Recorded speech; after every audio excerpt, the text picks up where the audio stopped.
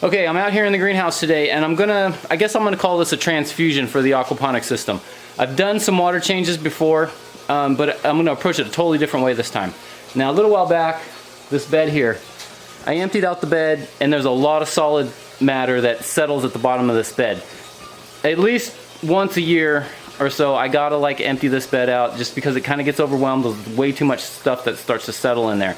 So I clean that out, clean all the rafts, and just get it all nice and new as best I can.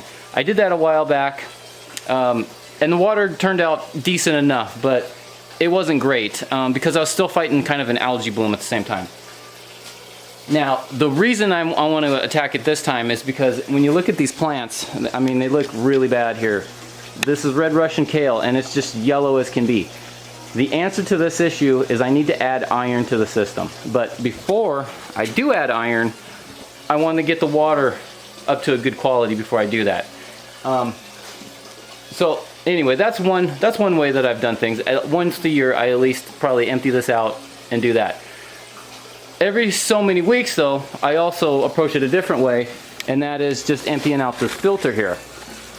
So the fish tank, the fish, their solid matters come into the fish filter. The fish filter catches quite a bit of stuff, and then on a semi-regular basis, I empty this out, send the water outside to another container, but I empty this out, fill it back up, and then that's just a filter change. And then, I mean, that's just periodic maintenance. No matter what, that needs to be done. But I need to do more than that at this point. So before I add iron to this, I want to get this water looking really good, because once I do this, the water quality should maintain itself for quite a while. What I'm going to do differently here today is, before I used to shut the pump off and then drain the water, refill it back up. What I'm going to do differently here today is I'm going to have water going into the sump tank over there, and at the same time I'm going to be draining water out of the filter. So as water's going out, water will be coming in all at the same time. And from there, the water is coming out here into this tub. I can put a separate pump in here, and then later on I can pump the water out from there and feed it into the garden. This tub was already very dirty before I started emptying this stuff out here, so I don't want to give the impression that this stuff is from the system, because it's not. This was already dirt that was in here before I started. This is definitely a balancing act, because it's hard to get the water going in at the same speed that it's going out. So if I don't match it just perfectly, I'm going to start overflowing the sump tank anyway. I'm just kind of, it's touch and go, adding some and taking out at the same time. I got to find the right balance here. It's all a balancing act here. You're putting water into the raft bed. The raft bed is kind of getting a little more water than it needs, so the sump tank starts to get to an overflow level. We're helping the sump tank by pulling water out and putting it into the filter, because the filter is constantly draining.